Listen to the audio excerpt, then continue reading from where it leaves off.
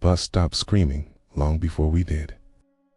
Metal shrieked against stone, and then the lights died, sealing us in absolute blackness. There was something else in the dark with us, something breathing just beneath the floor. I was 17, just counting the minutes until the museum tour was finally over. The rain hammered against the windows as our class bus climbed the winding forest road toward Graymark Hill. The trees leaned in close, their branches like grasping fingers, and the sky pressed down, low and heavy. Our teacher, Mr. Harlan, tried to keep order, but I could hear the tremor in his voice. The driver had promised the detour was temporary, that the road ahead was safe, but the bus just smelled of wet jackets and a growing, unspoken fear. When the engine finally sputtered and died, the silence that followed was somehow worse than the noise. The bus rolled to a stop, tilting slightly to the right. A few students laughed, trying to hide their nerves. Someone turned on their phone light, and the narrow beam cut across a sea of pale, anxious faces. Outside, the rain slowed to a drizzle, and it felt like the entire forest was holding its breath, listening. Mr. Harlan stood up, his voice echoing too much in the confined space as he told us to stay seated, that help would come. I felt a strange vibration under my feet, like a distant, steady drumbeat. The floor was cold and damp. The driver fumbled with the radio, but only static answered. Then, a low tone emerged from the speaker, like a single, held breath, rising and falling in an unnatural rhythm. The bus lights flickered back on for just a moment.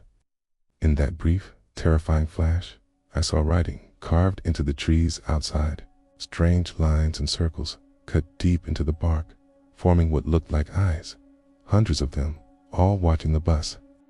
A girl named Lena screamed. She was pointing at the aisle. Wet, bare footprints were appearing, one by one, moving from the back of the bus toward the front.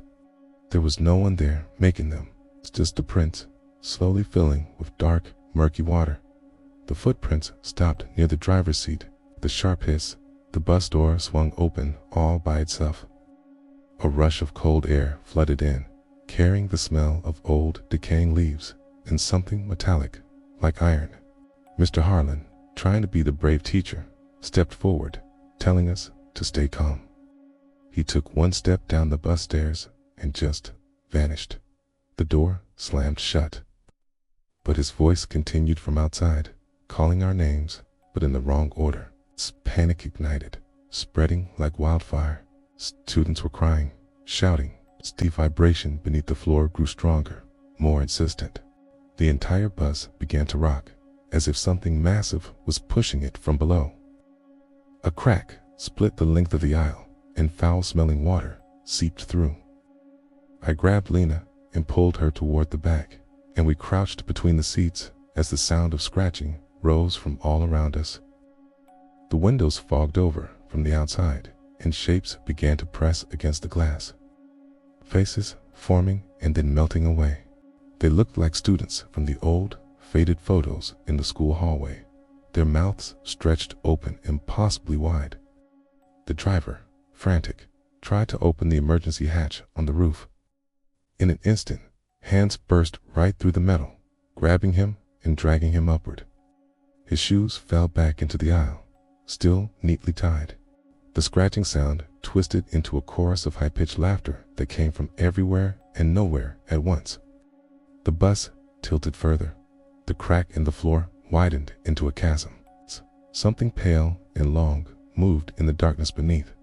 Fingers, thin and white, reached up, wrapping around the ankles of a boy near the front.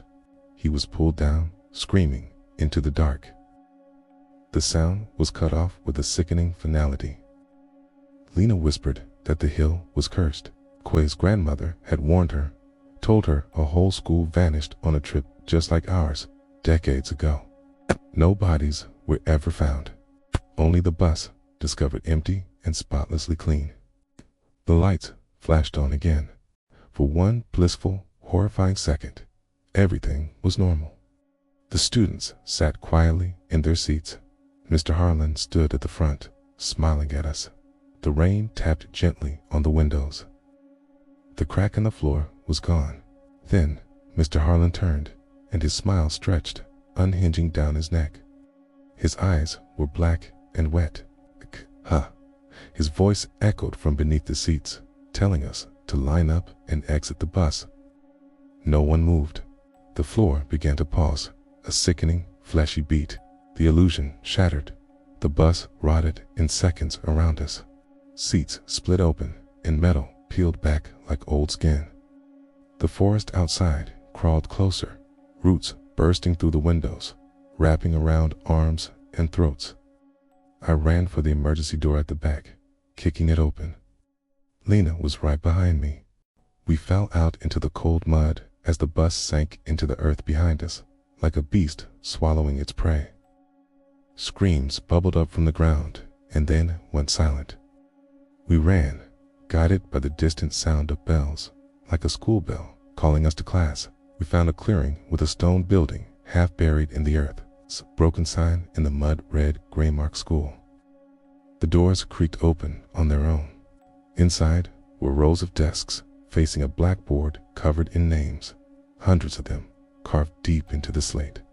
Fresh blood traced the newest ones. Our names were there, waiting at the bottom. Lena refused to go inside. The ground split beneath her feet, and small, numerous hands seized her, children's hands, dragging her under as she screamed my name. Stumbled into the school alone. The doors closed. The bells stopped. A voice welcomed me to class and told me to take my seat. I woke up on the roadside at dawn. 2 flashing police lights. They asked where the others were. I couldn't answer. Hi told me the bus had crashed and burned, that I was the only survivor. A week later, a new wing opened at our school, built on land from Graymark Hill. The halls smelled like wet soil. The first bell rang, and every student in the hallway turned to look at me. Their smiles stretched just a little too wide. On the attendance board, under my class, a new name had appeared. Right at the very end. Mine. If you enjoyed this story, please don't forget to like this video and subscribe for more. Thanks for listening.